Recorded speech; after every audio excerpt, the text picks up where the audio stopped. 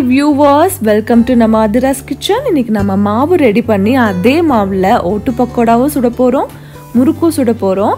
அதுக்கு நான் என்ன பண்ணிருக்கேன்னா இந்த படி அளவு முக்கா படி பொட்டுக்கடலை எடுத்துர்க்கேன். அதே படி அளவு ஒரு படி அரிசி எடுத்து 2 மணி நேரத்துக்கு முன்னாடியே ஊற வச்சு எடுத்துர்க்கேன். அது போக நான் என்ன எடுத்துர்க்கேன்னா சீரகம் 2 டேபிள் ஸ்பூன் எடுத்துர்க்கேன். 2 சின்ன கட்டி பெருங்காயம் எடுத்துக்கோங்க. கூடவே 20 வரமிளகாய் எடுத்துக்கோங்க. அது கூட 2 டேபிள் ஸ்பூன் எள்ளு எடுத்துருக்கேன். நீங்கள் கருப்பு எள்ளு எடுத்துக்கலாம், வெள்ளை எள்ளு எடுத்துக்கலாம். இப்போ நம்ம வந்து மிக்ஸி ஜாரில் மிளகாய், சீரகம், கட்டி பெருங்காயம் இதெல்லாம் ஒன்றா போட்டு அரைக்க போகிறோம். இது இப்படியே அரைப்படாது. அதனால் இது கூட நான் ஊற வச்ச அரிசியிலிருந்து 2 கையளவு அரிசி ஆட் பண்ணி அரைக்க போகிறேன். அரிசி ஆட் பண்ணி அரைச்சிங்கன்னா நல்லா ஃபைன் பேஸ்ட்டாக அரைப்பட்டு வரும். இந்த மாதிரி எடுத்து அரைச்சிக்கோங்க. இப்போ நான் பொட்டுக்கடலையை பாதி பாதியாக போட்டு பொடி பண்ண போகிறேன். ஒன்றா போட்டிங்கன்னா நல்லா மெலிசாக பொடியாகாது. அதனால் பாதி பாதியாக எடுத்து போட்டு நல்லா ஃபைன் பவுடராக அரைச்சி எடுத்துக்கோங்க. அப்போ தான் முறுக்கு நல்லா வரும். இப்போ நான் ஊற வச்சுருந்த அரிசியை அரைச்சி எடுத்துட்டேன். அரிசி அரைப்படும் போதே அது கூடயே அந்த மிளகாய் பேஸ்ட்டும் ஒன்றா போட்டு அரைச்சி எடுத்துட்டேன்.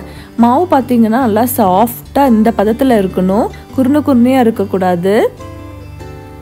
இப்போது நம்ம பொடி பண்ணி வச்சுருக்கிற பொட்டுக்கடலை பொடியை இந்த மாவு கூட கொஞ்சம் கொஞ்சமாக போட்டு நல்லா கலந்து விட்டுக்கலாம்.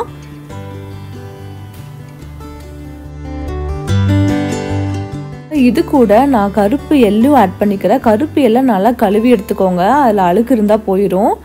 இதையும் ஆட் பண்ணி மாவை நல்லா பிசைஞ்சு விட்டுக்கோங்க.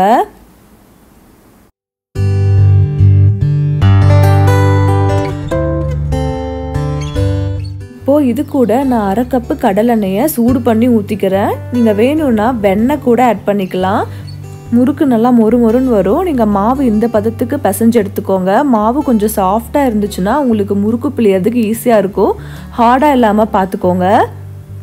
இப்போ எண்ணெய் சூடாயிடுச்சான்னு செக் பண்ணுறதுக்கு கொஞ்சம் மாவை எண்ணெயில் போட்டிங்கன்னா அது மேலே எலும்பி வரும். இப்போ நம்ம முறுக்கு பிடியில் ஓட்டு பக்கோட அச்சு போட்டு அது கூட மாவை ஆட் பண்ணி இந்த மாதிரி பிழிஞ்சு விட்டுக்கோங்க.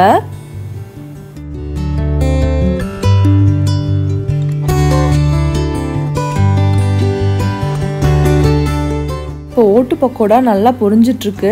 இந்த டைமில் ஓட்டு பக்கோடா ஒன்றோட ஒன்று ஒட்டிக்காமல் பிரித்து விட்டுருங்க. எண்ணெய் கொதிக்கிறது கம்மியாயிடுச்சு. இப்போ நம்மளோட ஓட்டு பக்கோடா ரெடி ஆயிடுச்சுன்னு அர்த்தம். இப்போ நம்ம வந்து எண்ணெயிலேருந்து வடித்து எடுத்துக்கலாம்.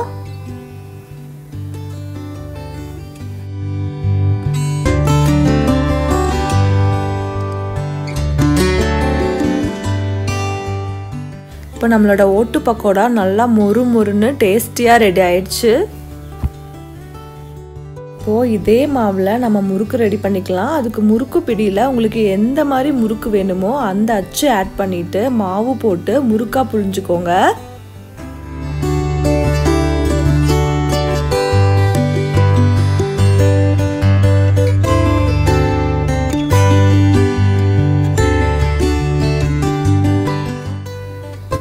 இப்போது முறுக்கு நல்லா பொரிஞ்சிட்ருக்கு. கொதி அடங்கினதுக்கு அப்புறமா முறுக்கு வந்து நீங்கள் எண்ணெயிலேருந்து வடித்து எடுத்து வச்சுக்கலாம். இப்போது நம்மளோட முறுக்கு ரொம்ப கிறிஸ்பியாக ரெடி ஆயிடுச்சு. ஒரே மாவில் ஓட்டு பக்கோடாவும் முறுக்கும் ரெடி பண்ணிக்கலாம். எல்லோரும் ட்ரை பண்ணி பாருங்கள்.